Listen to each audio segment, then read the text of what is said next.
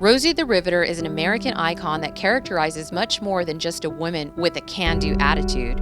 She represents an entire generation of women who were trailblazers in their own right. Women who stepped forward despite being told that they weren't capable enough or smart enough. Women who forged ahead despite expectations that they stay home or settle for an office job. That they could step outside of their usual box that they were kind of put in, to be able to take on a new role. Overall, it's just like you can do it. You can really, really do it. When the United States entered World War II, nearly every manufacturing company received government contracts to produce everything from aircraft ammunition to soap. Millions of men stepped forward to enlist, resulting in a major shortage of laborers. Women who had previously worked in domestic settings were asked, even encouraged, to apply for jobs outside their traditional roles. Although the image and the name, Rosie the Riveter, wasn't as popular back then as it is today, those ads shifted the dynamic between women and the workplace, and outside employment became socially acceptable and even desirable. Here in the Bay Area, Henry J. Kaiser owned 4 shipyards in Richmond that provided more than 90,000 people with jobs, a third of which were women. Agnes Moore, Marion Soze, Kay Morrison, and Marion Win were 4 of the Rosies who worked at the shipyards. They didn't know it at the time, but that one decision would not only change their lives, but the entire course of American history. I jumped at the chance to be able to do something to help my country in the war.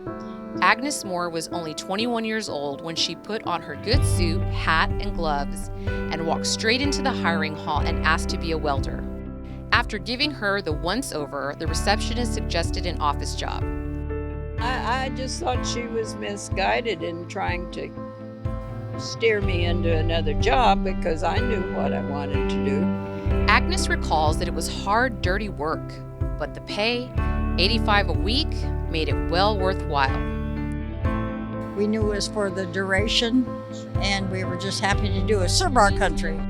At 17 years old, Marion Soze wasn't even legal and had to fib about her age when she became a draftsman and began building troop transports in 1943. I was just out of high school and trained for 6 weeks at the UC Berkeley and hired right out of that classroom to go shipyard number 3. For Marion, Kaiser Shipyard number 3 was an exciting place to be. It was so busy you could actually see the energy in the air, everybody with a purpose. I did it for my country. My country's done for me, so I have to give back. Kay Morrison was just 19 when she started at the Richmond Shipyards as a journeyman welder alongside her husband Ray, who worked as a shipwright. She describes her work as something akin to embroidery. It was incredibly precise. The women always made the most beautiful welds. The men's welds might have been just as strong, but they weren't as pretty.